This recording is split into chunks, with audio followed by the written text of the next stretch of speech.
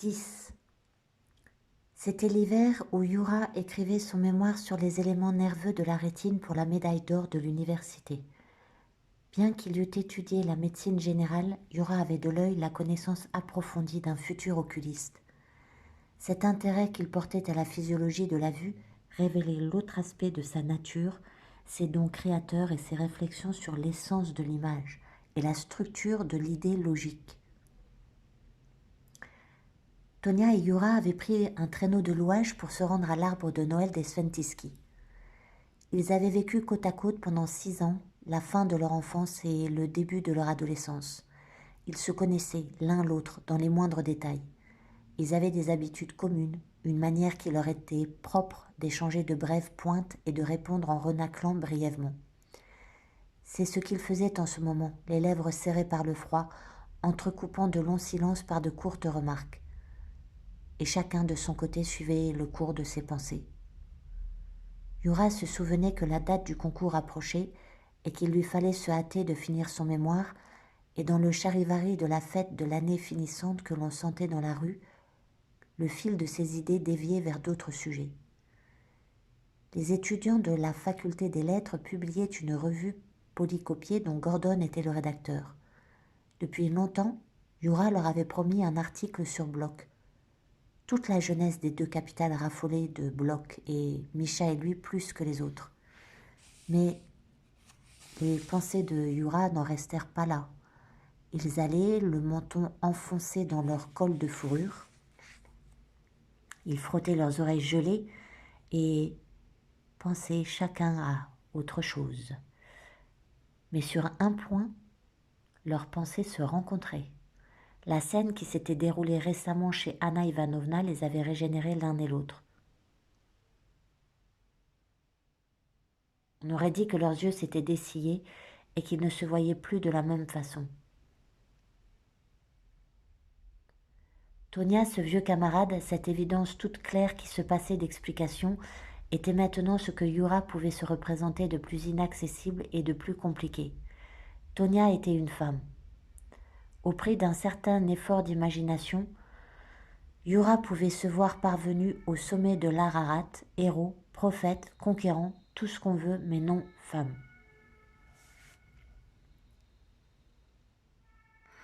Or c'était cette tâche la plus difficile et la plus haute de toutes que Tonia avait prise sur ses frêles épaules. Elle lui paraissait maintenant frêle et faible, bien qu'elle fût pleine de santé. Et il avait été submergé par cette ardente compassion et cette stupéfaction craintive qui est le début de la passion. Les sentiments que Tonia éprouvait à l'égard de Yura avaient subi une transformation parallèle. Yura pensait qu'ils avaient quand même eu tort de quitter la maison, pourvu qu'il n'arrivât rien durant leur absence. Et un souvenir lui revint. Ayant appris que l'état d'Anna Ivanovna avait empiré, ils étaient allés la voir dans leurs vêtements de soirée et lui avaient proposé de rester. Elle s'était de nouveau insurgée avec violence et avait exigé qu'ils partissent. Yura et Tonia étaient passés derrière le rideau, dans la niche profonde de la fenêtre, pour voir quel temps il faisait. Lorsqu'ils en étaient sortis, les 2 pièces du rideau de tulle s'étaient attachées à l'étoffe neuve de Tonia pendant quelques pas, comme un voile de mariée. Tout le monde avait éclaté de rire, tant la ressemblance avait simultanément sauté aux yeux de tous ceux qui étaient dans la chambre à coucher avant qu'un seul mot eût été prononcé. Yura regardait autour de lui et voyait ce qui, quelques instants plus tôt, avait frappé le regard de Lara. Le bruit que faisait le traîneau n'était pas naturel, ni l'écho prolongé qu'il éveillait sous les arbres gelés des jardins et des boulevards. Les fenêtres, éclairées de l'intérieur et givrées, ressemblaient à des écrins précieux de topaze feuilletés et fumés. Derrière elles brûlait docilement la vie du Moscou des fêtes. Les sapins de Noël flamboyaient, les invités s'assemblaient, les masques faisaient les fous, jouaient à cache-cache et au furet. Soudain, Yura pensa que Bloch, c'était l'avènement de Noël dans tous les domaines de la vie russe. à la fois dans la vie quotidienne de la ville septentrionale et dans la littérature moderne, sous le ciel étoilé de la rue contemporaine et dans le salon de ce siècle autour du sapin illuminé. Il pensa qu'un article sur Bloch était inutile, qu'il fallait simplement écrire une adoration des mages russes semblable à celle de l'école hollandaise avec de la neige et des loups et une sombre forêt de sapins. Il longeait la rue des Chambellans. Yura remarqua un œil noir dans la couche de givre qui couvrait l'une des fenêtres. À travers cet œil luisait la flamme d'une bougie qui paraissait jeter dans la rue un regard conscient, comme si elle surveillait les passants et guettait quelqu'un. Sur la table, un cierge est posé, murmurait Yura. C'était la naissance de quelque chose de confus, d'informe encore, et il espérait que le reste viendrait tout seul, sans contrainte. Mais cela ne venait pas. 11. Depuis des temps immémoriaux, l'arbre de Noël des Sventiski était organisé de la façon suivante. À 10 heures, lorsque la marmaille se dispersait, on allumait un nouvel arbre pour la jeunesse et les adultes, et on s'amusait jusqu'à l'aube. Les plus âgés passaient la nuit à jouer aux cartes dans le salon pompéien à 3 murs, qui se trouvait dans le prolongement de la grande salle, et qui en était séparé par un rideau épais et pesant, suspendu à de grands anneaux de bronze. À l'aube, tout le monde soupait. « Pourquoi venez-vous si tard ?» leur demanda au passage un neveu des Sventiski, Georges, qui traversait l'entrée en courant pour aller chez son oncle et sa tante, dans le fond de l'appartement. Yura et Tonia décidèrent d'y aller aussi pour saluer les maîtres de maison et jetèrent un rapide coup d'œil dans la salle en enlevant leurs manteaux. Ceint de plusieurs auréoles de lumière ruisselante, le sapin paraissait exhaler un souffle brûlant. Devant lui, formant une muraille mouvante et se marchant sur les pieds, ceux qui ne dansaient pas se promenaient et bavardaient dans un froufrou de robes. À l'intérieur du cercle, les danseurs tournoyaient avec frénésie. C'était le fils du vice-procureur, le jeune Koka Kornakov, élève du lycée impérial, qui les faisait tourner, les grouper par couples et en chaîne. Il dirigeait les danses et criait à pleine gorge, d'un bout à l'autre de la salle. « Grand rond, chaîne chinoise !» Et tout lui obéissait. « Une valse, s'il vous plaît !» hurlait-il au pianiste, et à la tête du premier tour, il entraînait sa danseuse sur 3 temps, sur 2 temps, ralentissant et réduisant sans cesse son élan, jusqu'à piétiner sur place, presque imperceptiblement, ce qui n'était plus que l'écho expirant d'une valse. Et tout le monde applaudissait, et on venait servir à cette foule mouvante, bruyante et braillarde des glaces et des boissons rafraîchissantes. Les jeunes gens et les jeunes filles, échauffés, cessaient pour un instant de crier et de rire, avalaient dans une hâte avide les jus de fruits et les limonades glacées, et prenant à peine le temps de reposer la coupe sur le plateau, recommençaient à crier et à rire avec 10 fois plus d'ardeur, comme s'ils avaient absorbé un mélange hilarant. Sans entrer dans la salle, Tonia et Yura passèrent chez les maîtres de maison dans la partie reculée de l'appartement. 12. Les appartements privés des Sventiski étaient encombrés d'objets dont on avait débarrassé le salon et la grande salle pour faire de la place. C'était là que se trouvait la boutique magique des maîtres de maison, leur magasin d'accessoires de Noël. Il y régnait une odeur de peinture et de colle. Des rouleaux de papier de couleur traînaient en désordre et des boîtes pleines d'étoiles, de cotillons et de bougies de réserve s'entassaient dans tous les coins.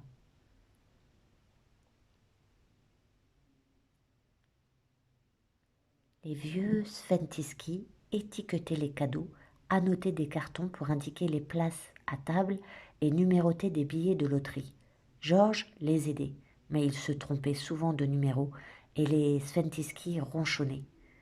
Ils furent enchantés de voir arriver Tonia et Yura. Ils les avaient connus tout petits, ne se gênaient pas avec eux et les chargèrent, sans discussion, de ce travail. Felitsata Semyenovna ne comprend pas qu'il fallait y penser plus tôt au lieu de faire ça au beau milieu de la fête, quand les invités sont là.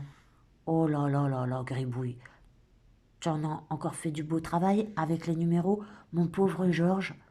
On avait décidé de mettre les bonbonnières pleines de dragées sur la table et les vides sur le divan, et vous avez de nouveau tout mis sans dessus-dessous.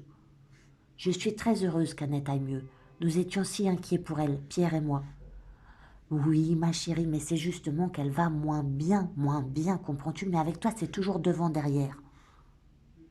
Yura et Tonia restèrent cloués dans les coulisses auprès de Georges et des vieillards pendant une bonne moitié de la soirée.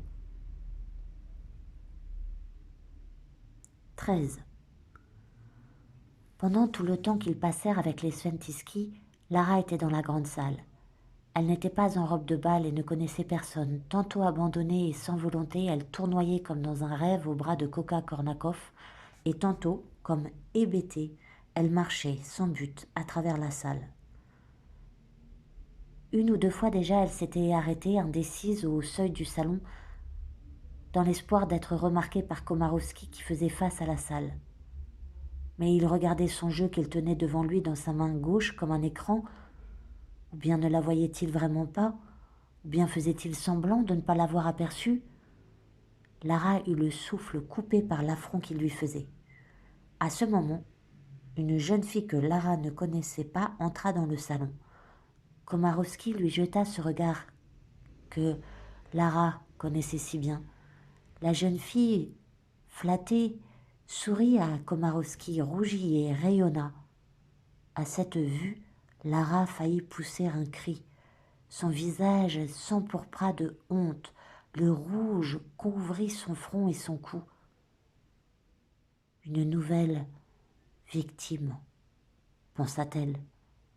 Comme dans un miroir, Lara se vit elle-même avec toute son histoire.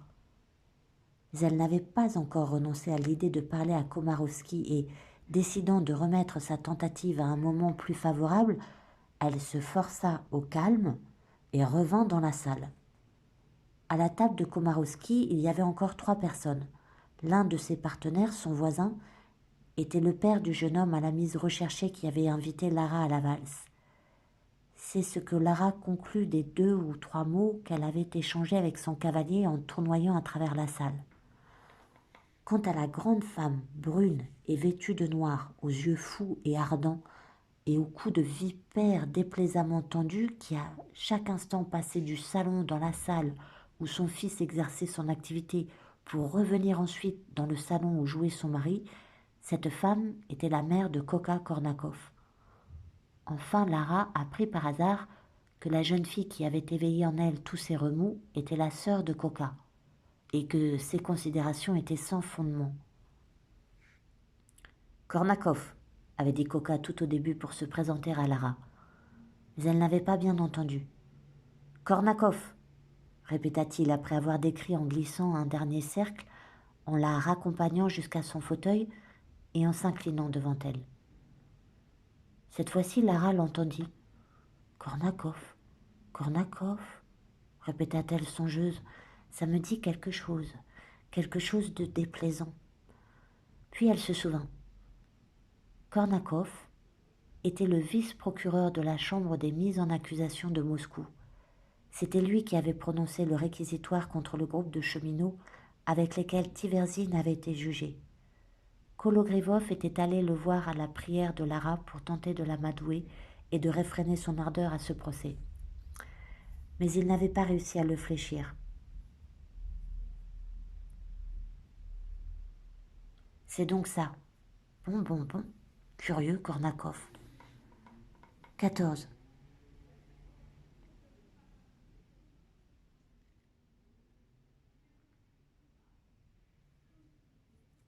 Il devait être 1h ou 2h du matin. Les oreilles de Yura bourdonnaient. Après une interruption au cours de laquelle les invités étaient passés dans la salle à manger pour prendre du thé et des petits fours, la danse avait repris. Lorsque les bougies de l'arbre se consumaient, plus personne ne venait les remplacer. Yura se tenait distraitement au milieu de la salle et regardait Tonia qui dansait avec un inconnu. Lorsqu'elle passait devant Yura, elle rejetait d'un mouvement de sa jambe la traîne de sa robe de satin trop longue, la faisait claquer derrière elle, puis disparaissait parmi la foule des danseurs. Elle était très échauffée. Pendant l'interruption, lorsqu'ils étaient assis dans la salle à manger, Tonia n'avait pas pris de thé. Elle apaisait sa soif avec des mandarines dont elle épluchait sans arrêt l'écorce odorante. Elle tirait sans cesse de sa ceinture ou de sa manche un mouchoir de batiste aussi minuscule que les fleurs de l'arbre fruitier et en essuyait les gouttes de sueur qui perlaient à ses lèvres et entre ses doigts collants. Sans cesser de rire et de bavarder avec animation, elle remettait machinalement le mouchoir derrière sa ceinture ou sur les volants de son corsage. Maintenant qu'elle dansait avec un cavalier inconnu et que dans les tourbillons de la valse, elle accrochait Yura qui s'écartait et fronçait les sourcils, Tonia, espiègle, lui serrait la main et lui faisait au passage un sourire éloquent. Une fois, le mouchoir qu'elle tenait dans sa main resta sur la paume de Yura. Il l'appuya à ses lèvres et ferma les yeux. Le mouchoir exhalait l'odeur enivrante de l'écorce de mandarine et de la paume échauffée de Tonia. C'était quelque chose de nouveau dans sa vie, quelque chose qu'il n'avait jamais éprouvé jusque-là, quelque chose d'aigu qui le transperçait de la tête aux pieds. L'odeur était d'une naïveté enfantine et avait le ton d'intimité raisonnable d'un mot prononcé à mi-voix dans l'obscurité. Yura ne bougeait pas. Les yeux et les lèvres enfouis dans le mouchoir qu'il respirait dans le creux de sa paume. Soudain, un coup de feu retentit dans la maison. Tout le monde se tourna vers le rideau qui séparait le salon de la salle. Pendant un instant, ce fut le silence, puis la panique commença. Tout le monde s'agitait et criait. Une partie de l'assistance se jeta à la suite de Coca Kornakov vers l'endroit d'où était parti le coup de feu. Mais des gens venaient du salon à leur rencontre, on menaçait, on pleurait, on se disputait et on se coupait la parole. D'où qu'a-t-elle fait? Qu'a-t-elle donc fait? D'où était parti répéter désespérément Komarovski. Boria, tu es vivant? Boria, tu es vivant? Criait Madame Kornakova d'une voix hystérique. Il paraît que le docteur Drokov se trouve parmi les invités. Oui, mais où? Où est-il donc? Où est-il? Ah, laissez-moi donc, je vous en prie. Pour vous, c'est une égratignure, mais pour moi, c'est la raison d'être de toute ma vie. Oh, mon pauvre martyr qui a démasqué tous ces criminels. La voilà, la canaille. Je vais t'arracher les yeux, misérable. On la tient maintenant. Qu'avez-vous dit, monsieur Komarovski? Vous? C'est vous qu'elle visait? Ah non, je n'en peux plus. Il m'arrive un grand malheur, monsieur Komarovski. Reprenez-vous. Je n'ai pas l'esprit aux plaisanteries en ce moment. Coca, mon petit Coca, qu'en dis-tu? Sur ton père? Oui, mais la main du Seigneur. Coca, Coca. La foule du salon se déversa dans la salle. Au milieu, plaisantant très haut et assurant à tout le monde qu'il n'avait absolument rien, marchait le vice-procureur Kornakov. Il appuyait une serviette propre sur l'éraflure sanglante qu'il avait à la main gauche. Dans un autre groupe, légèrement en retrait, on menait Lara en la tenant par les bras. Yura fut stupéfait de la voir. C'est elle. Et de nouveau, dans quelles circonstances extraordinaires, et de nouveau cet homme grisonnant. Mais maintenant, Yura le connaissait. C'était l'éminent avocat Komarovski qui était mêlé à l'affaire de l'héritage Jivago. On pouvait éviter de se saluer. Yura et lui faisaient semblant de ne pas se connaître. Et elle, c'était donc elle qui avait tiré. Sur le procureur. Une politique sans doute, la pauvre. On va la soigner maintenant.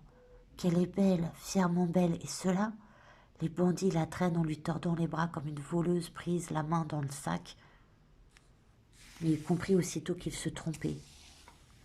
Les jambes de Lara flageolaient. On la tenait par les bras pour l'empêcher de tomber, et l'on eut peine à la mener jusqu'au fauteuil le plus proche où elle s'effondra. Yura courut vers elle pour lui faire reprendre connaissance, mais il décida, pour plus de convenance, de témoigner d'abord quelque intérêt pour la victime supposée de l'attentat. Il s'approcha de Kornakov et dit « On a demandé un médecin, je peux vous être utile. Montrez-moi votre main. Eh bien, vous en avez de la chance.